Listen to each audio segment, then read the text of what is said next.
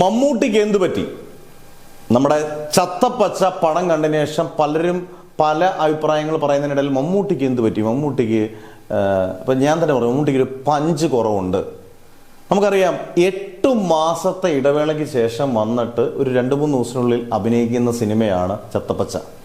ഇത് എല്ലാവരും വളരെ ലൗഡായിട്ട് അഭിനയിക്കുന്ന സിനിമ. കാരണം റെസ്ലിങ്ങിൻ്റെ കഥ പറയുന്ന സിനിമ ഭയങ്കര അർജുൻ അശോകനും റോഷനും എല്ലാവരും നമ്മുടെ വിശാഖ് നായരും ഒക്കെ തകർത്തഭിനയിച്ച എല്ലാ താരങ്ങളും ലൗഡായിട്ട് അത്രയും അലറി വിളിച്ച് അഭിനയിക്കുന്ന ഒരു സിനിമയാണ് ചത്തപ്പച്ച എന്ന് പറയുന്ന സിനിമ.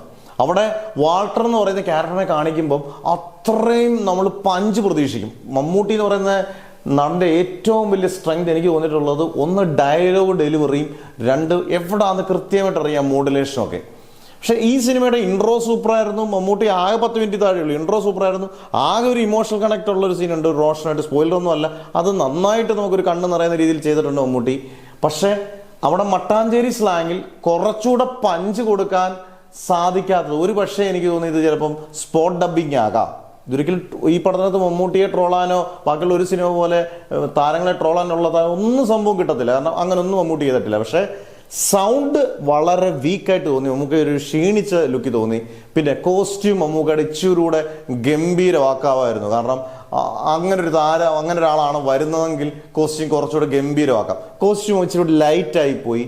മട്ടാഞ്ചേരി സ്ലാങ് ആണ് പറയുന്നത്. മമ്മൂട്ടി അതിനകത്ത് ഗംഭീരമായിട്ട് പറയുന്നുള്ള സംശയമില്ല. പക്ഷെ അത് ലൗഡ് ആയിട്ട് കിട്ടിയില്ല. ഇത് മാത്രമേ ഉള്ളൂ. ഒരു പക്ഷേ 8 മാസത്തെ ഇടവേളയ്ക്ക് ശേഷം നമുക്കൊരു ഇടവേളയ്ക്ക് ശേഷം മമ്മൂട്ടി ഒരു അസുഖം കഴിഞ്ഞിട്ട് വന്നതാണല്ലോ, അതിൻ്റെ ഒരു ചെറിയ പ്രശ്നമായിരിക്കാം. പക്ഷെ മമ്മൂട്ടി അതിനകത്ത് പോലും വളരെ ശ്രദ്ധിക്കുന്ന ഒരാളാണ്. ചിലപ്പോൾ എന്തെങ്കിലും ഒരു പക്ഷേ ഡയറക്ടർ അത് ശ്രദ്ധിക്കാം. മോണിറ്ററിനകത്ത് ഓരോ സെക്കൻഡുകൾ നോക്കുന്നതാണല്ലോ ഇപ്പോഴത്തെ ഡയറക്ടേഴ്സൊക്കെ. എനിക്ക് തോന്നിയിട്ടുള്ളത് മമ്മൂട്ടി ഇന്ന് പറയുന്ന നടൻ എങ്ങും പോയിട്ടില്ല. മമ്മൂട്ടിയുടെ ഡയലോഗ് ഡെലിവറി എല്ലാം സൂപ്പറാണ്. ഇപ്പം നമുക്ക് അടുത്ത നിതീഷ് സഹദേവൻ്റെ പടവും അല്ലെങ്കിൽ നമ്മുടെ ഖാലിദ് റഹ്മാൻ്റെ സിനിമകളൊക്കെ വരുന്നുണ്ട്. ഐശ്വര്യയും കൊണ്ട് അദ്ദേഹം തകർക്കും എന്നുള്ള സംശയമില്ല. ഇത് ബാക്കിയുള്ള സിനിമകളിൽ ട്രോളാനുള്ള മെറ്റീരിയൽ ഒന്നുമില്ല. മമ്മൂട്ടി വന്ന നമ്മൾ ഒരു 100% പഞ്ച് പ്രതീക്ഷയെങ്കിൽ അതൊരു 50% പഞ്ചായി പോയി ഡയലോഗ് ഡെലിവറിയിൽ നിന്ന് മാത്രമേ എനിക്ക് തോന്നിയിട്ടുള്ളൂ. എന്തായാലും നിങ്ങളുടെ കമൻസ് ഉറപ്പായിട്ട് ഇട്ടേക്കുക.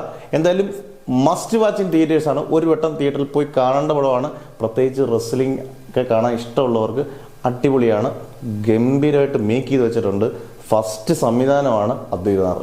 Hats off the entire crew.